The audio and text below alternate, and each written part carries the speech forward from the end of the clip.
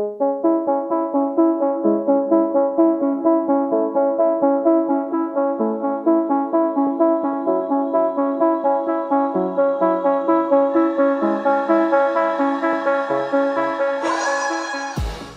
and welcome to the Blackout podcast where I get to talk to amazing people who do amazing things. And today I have someone I've been dying to talk to, my friend, life coach, interesting person that loves jumping in really, really cold water. Simone Chia, thanks for coming to the podcast today. Thanks for having me. Okay, I'm gonna start there. I remember the first time I saw like on your Instagram of you going into the like frozen lake. I can't even imagine. Like, even to just get cold water from the shower, I'm like, but you are actually dipping in. So, how did you get into the cold water practice and why do you do it? Yeah. Okay, so I'll be perfectly honest. When I first got into cold dipping, it was just, I was in Singapore, and that winter, all my friends got into cold dipping here in Nova Scotia. And so I was in this like warm, beautiful turquoise Indian Ocean. And I was having FOMO because I was watching my friends going into the freezing cold water here. And so, yeah, I got home and I was like, of course, I'm not going to be the only one who doesn't do this. So I'm going to do it.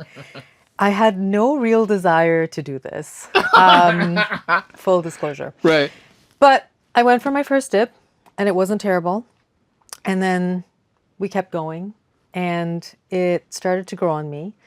And it's actually been a real journey because in the beginning it was, my friends were doing it and I'm a do the hard thing girl, right? So if there's a hard thing and if I can challenge myself and push myself out of my comfort zone, I'm there for it. Oh, boy.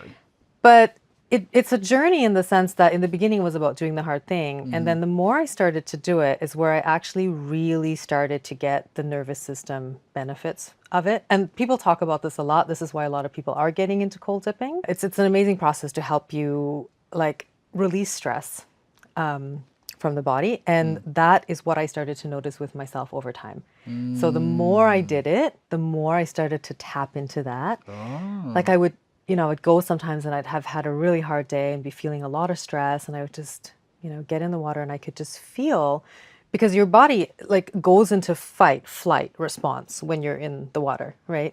And you can like feel the surge of adrenaline, because your body's like, I'm in danger, I'm in danger. And then by breathing through it and just staying and like holding your place, it's like your brain is learning, okay, but I'm actually not. I'm actually safe. And if I just breathe through it, I can just be in this place. And then it's just like the stress that was there just gets released out of your body. Wow. So it's really powerful. And so now that's why I'm hooked because it's not just about doing the hard thing anymore. It's about something that I can feel like tangible benefits to my well-being. So, how often do you do it in winter? As often as I can, and it really depends. So I try to go at least once a week, twice or three times if I can, but it really like it's about fitting it into my schedule. So I just like to say as often as I can. Oh, boy. The other thing you do, which, it's pretty neat, is you cycle a lot. How did you get into that? Okay, so that's another kind of fun story because, yeah, I do cycle a lot and I'm not on my bike as much these days as I have been in the past just because life's gotten really crazy. But so about 5 years ago, I had not been on my bike since I was a teenager. Oh. And that was a really long time ago. And again, I have a group of friends who we all just wanted to be more outdoorsy. We wanted to spend more time outdoors. And somehow we landed on biking. And it was a good group thing that everybody could do and kind of jump in at their level. It didn't require a ton of gear. And so I borrowed a friend's bike for that very first group ride we did. And I was so intimidated because we were riding 16 kilometers, which felt so far to me at the time. That's fun, but now you do like 70. Yeah, but now my longest ride, I'm aiming for 100, but my longest ride to date is like 80 something, Oh, 87, wow. something like that. But 16 kilometers felt so far. And I was on this bike that wasn't mine and I was so nervous. I was like this the entire time. And I got off that bike and I was like, oh, that was horrible. Like, I don't even know if I like that. I don't know. That's where it started. And it was just another one of those things where it's like, you know what? what? I want to do the hard thing. I want to be outside more. Like I had this goal, I wanted to be outside more. I wanted to be more like find more things that I enjoyed doing outside. So not just like being outside for the sake of being outside, but like enjoying it. And yeah, biking ended up being the thing. And I used to do a lot of trail rides. Now I do a mix of both. I'm on the road a lot on my road bike. Is there like a major difference between the two? I mean, apart from what they look Yeah. like, but like for you on the bike, is there a huge Yeah. difference? Yeah, there is a difference. I really like road biking because you're on smooth, like road, so you can go further. And there's something just really like nice about being able to adventure because I love a good adventure, right? So I love just being able to jump on my bike and adventure and just get out there and see things and go places. But unfortunately, with road biking, we don't live in a place that's It's really super road bike dangerous. Yeah. friendly. Yeah, and so I have a couple of friends who've been hit on their bikes, Oh who've my had God. concussions, and it is something that I'm very aware of now when I'm Yeah. biking. And trail rides for me they have that same kind of, you can just jump on your bike and just go somewhere and adventure. And one of my favorite things to do is jump on my bike and bike to a lake and swim and then bike home like all wet and, just I love it. It's fun. And it's more social. So I find, with road biking, because you have to be so aware of your surroundings, you just really have to pay attention. On a trail ride, you can go a whole bunch of you and you can chat and you can kind of just like faff and, take your time. And it's about the journey, not the destination. Okay. Right? Okay. So we're different Talking that way. about talking about doing things outside, the other thing you do outside a lot is hiking too. So it's like you hike, you bike, and then you do the thing. Which one came first? Biking, biking, hiking, cold zipping. Oh, It went okay. in that order. Yeah. What do you like about hiking? Adventure? That's what Yeah. it But always it's comes like to you. But it's my brand of adventure, which is kind of chill and low key, All right. right? So I'm not into like the more Let's go extreme. jump out of a Yeah, I'm not plane. like a bungee jump. I mean, I'd never say never, but it's I'm not chasing the adrenaline. And what I like about hiking actually, it's contemplative. Like you notice things that you don't notice when you're in a hurry. And you get to just hone in on like that beautiful view of the lake or that plant that you've never noticed before. Or it made me notice a lot about nature that I hadn't been paying attention to before.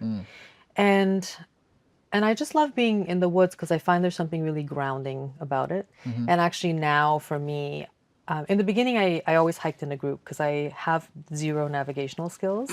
So like my biggest fear is I'll be out in the woods and I'll get Get lost. lost. But there's apps for that, like there is for everything. And these days, I like to spend a lot of time in nature actually by myself, and I really appreciate that just contemplative aspect. And I find it's a big part of my own strategies that keep me grounded and my own self-soothing basket of things that I go to. When I spend time in nature, there's something really healing about it. So something that comes out, you've contemplative, grounded, adventure, words like that.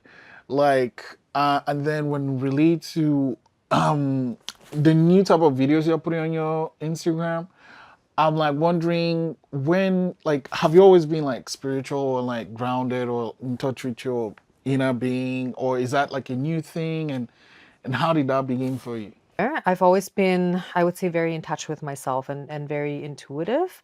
And I've always had a level of self awareness. But what's new for me is that I guess as I went along in my own journey and my own life experiences, I found myself becoming aware that there were certain dynamics and patterns that I was playing out repeatedly. And that's going to be something that's familiar to a lot of people because it points to like a stuckness or like something that wants addressing, right? It's like when you're like repeatedly finding yourself in situations or relationships and you don't necessarily like the way you're responding or reacting to those situations, but you're doing it anyway. And so this is what I was starting to get more aware of in my own life. And one of the ways that became really clear to me on that journey and how I needed to address that was that it wasn't something I could just think about and have an cognitive or mind-based awareness about, and then I would just be able to address it and make it stop. And so that's where my practice in somatics, and this is jargon that I try to stay away from, but really this is where that recognition of there's, mind-based wisdom and there's body-based wisdom. And it's really, when you're able to tap into the two things, that there's a real self-awareness and powerful knowledge that comes from that, that you're then able to apply to start really addressing the places where you're stuck. And so this is where, for me, that shift happened, because for a long time I was, I had some inner awareness, and I thought a lot, I journal a lot, I was thinking a lot about things, but it was really in combining the two that I started to make some breakthroughs. And so this is what's led me to specifically mind-body coaching as a modality, because it does bring into play those two types of awareness. See, you see the Instagram, and it's like you have this thing that you can reach out to and touch, whether, emotionally or, through your mind and your body. And I'm like, it's so cool that you can do that. Like, I'm not there. Like, how do you get someone that hasn't or doesn't have such an experience where you are, or closer to where you are? So my experience, like, just keep in mind, was built and practiced, right? And so anybody can practice anything. I think a lot of us, especially in this productivity culture that most of us are raised in, we tend to be pretty mind-based, right? Like, we think problems through, we problem solve, like, on a really, like, cognitive mind-based level. And we aren't really taught to have a lot of body awareness. So for those of us that, and I don't, is that the case? Is that what you mean? Yeah. So for those of us that have sort of, and again, like, me too. This was a journey for me, right? Tapping into the more body-based awareness. But it can start really simply. And one of the things that I love to encourage people to do, and it's so simple, but it's so powerful, is notice and name your emotions. So one thing that we do a lot is something happens, we get upset about it, we feel sad, we feel, angry, we feel hurt, whatever it is. We try to, like, brush that feeling away as fast as we can, right? It's like when a kid starts crying, what do? We go, it's okay, don't cry, right? Rather than just saying, what are you feeling? Like, what, and naming it. And that's that simple step of just pausing and going, what do I feel right now? Is a really powerful way to just start connecting with your emotions, as an example. Or when it comes to your body, most of us are really able to access sensations of temperature. So, like, hot, I'm cold. Pressure. So, like, I feel where my body is connecting to this, chair. I feel something that's too tight. I feel something that's uncomfortable. Or movement. So those are very, I would say, accessible places to start jumping off. And then everything is about intention and purposeful practice, right? So if you are wanting to get better at accessing your emotions and getting better at accessing what's happening in your body, you could say, I'm going to spend 3 minutes every morning, or I'm going to spend 3 minutes every other morning, and I'm just going to sit and notice. And that's all I'm going to do. I'm just going to notice. Or, like I said, the other thing where, you're in a situation, you're feeling triggered by someone or something, and you just kind of pause and just go, what is it that I'm feeling right now? And those are just some simple ways to start building that kind of awareness. But everything takes intention, right? Everything is about, like, this is important to me, and therefore I'm going to start working towards that. And then you're like, one block, and the next block, and the next block. Why do you decide? So it's like, fine, it's always been there, but now you take this practice, it's making your life where you'd love it to be. Why did you find it important to go become a coach, to now share this practice with other people? Yeah, because I want everyone to be able to do that. Yeah, no, really. So I've worked for over 20 years in the nonprofit sector. as a project manager mostly, as I'm a program manager now. But the reason I got into work in that sector was because I've always been driven to have an impact through my work. And when I say impact, I mean systems are made up of people. And so it's really like what's always driven me is having a positive impact on people's lives and supporting people or facilitating people or, sharing tools that I have to improve people's lives in some way. And that's measured differently in the nonprofit world. I came from a development background, so it's different measures, but that's what it's always been about. That's always been my driver. And so that's not different now. But what I started to find after that many years in the nonprofit sector is I wasn't having the kind of impact, like direct, immediate impact on people's lives that had brought me to that kind of work. And I was finding, because I'm pretty office based these days, and I work with a team of staff. And what I was finding was where I was having impact was working directly one-on-one with my staff, coaching in a professional setting, but just having an impact that way. And it really just reminded me of how important it is to me to have that kind of impact and to be able to see it and to be able to work with people directly.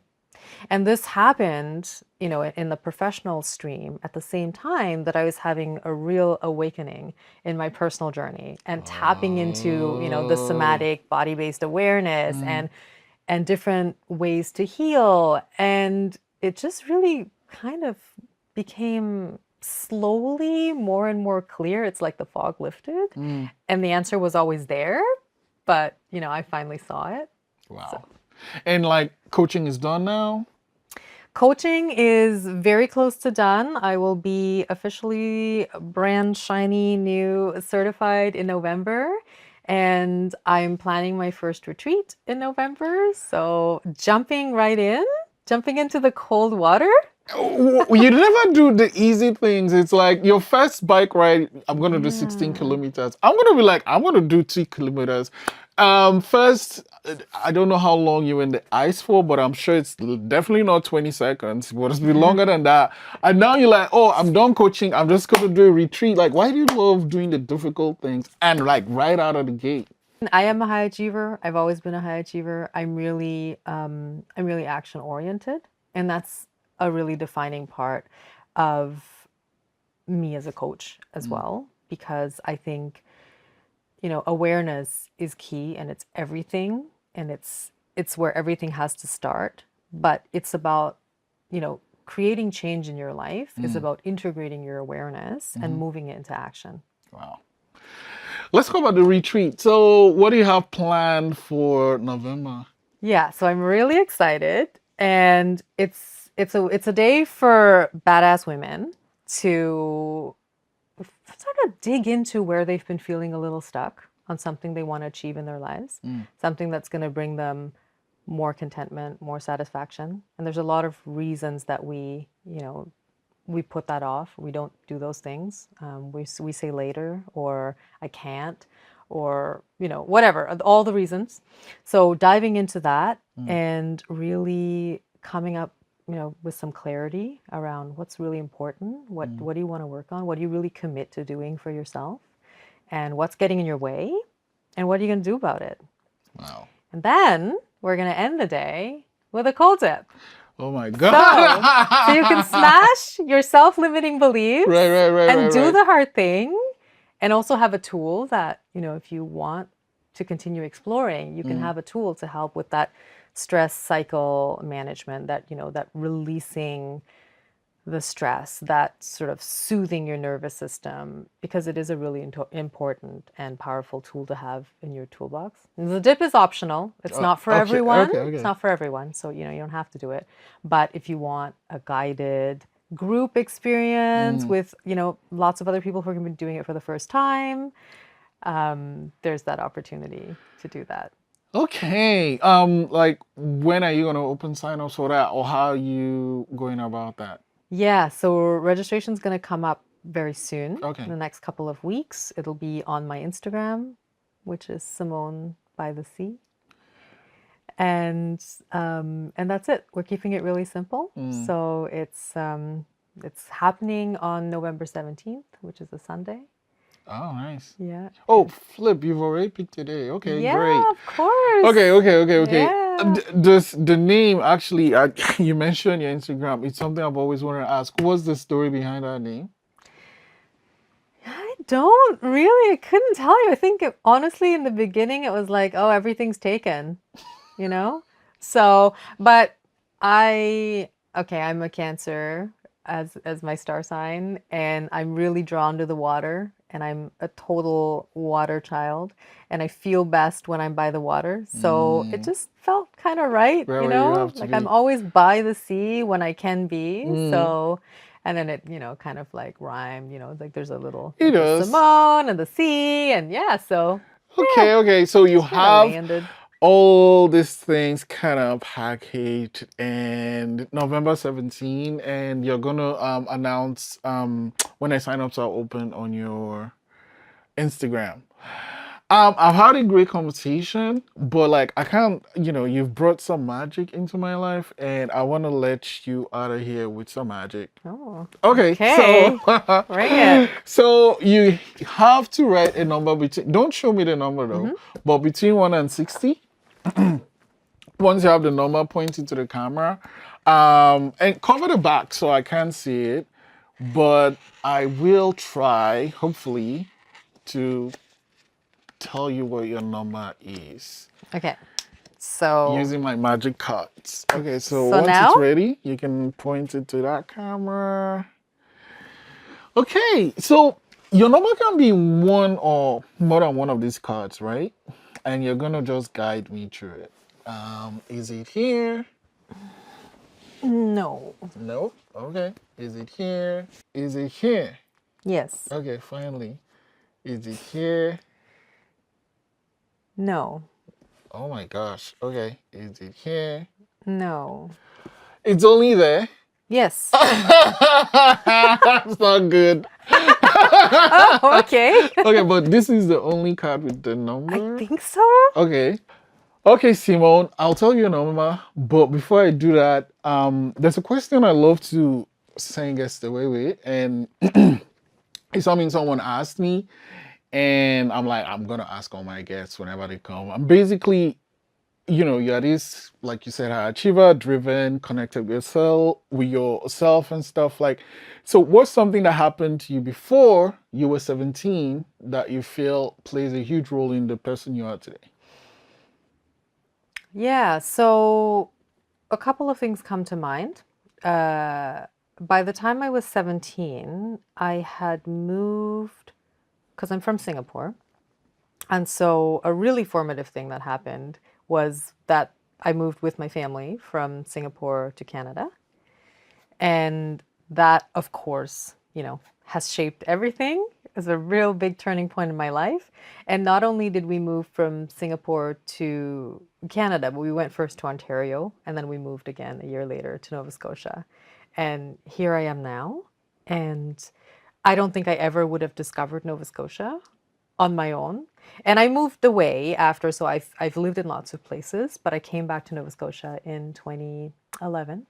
And I don't think I ever would have ended up here. So Mm, that was pretty formative.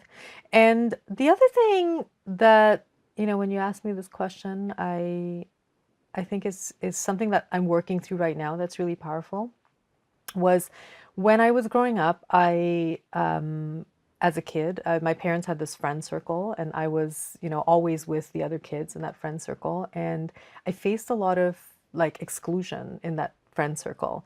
And this is, yeah, it sounds like it's going to be really sad, but it's okay. mm-hmm, But it's been really interesting because that was really formative in terms of how I related to social groups for most of my life, mm, and this fear of being excluded. And it was all so buried. I was so unaware of the impact that had had on me until many, many years later. And this is, why this sort of journey of introspection and like really asking yourself the questions and figuring out why you respond to certain situations the way you do or certain triggers the way you do, mm-hmm. and just continuing to dig is so important and so powerful because all my life I've had this narrative that people don't like me. And I didn't even know it was there, but it shapes, it's shaped everything about how I react to the world or put myself out there. And like I said, it's really only with a lot of inner work that I became aware that this is even a thing. This is a narrative. This is a thing I've told myself my whole life. And that it's not true. Thanks for sharing that. Your number is 8. Simone, it's always great to hang out with you, talk to you, and the work you do is amazing. I can't wait to find out once the retreat is ready to go. And thanks for coming to the podcast today. Thank you so much, Israel. Always a pleasure to chat with you as well.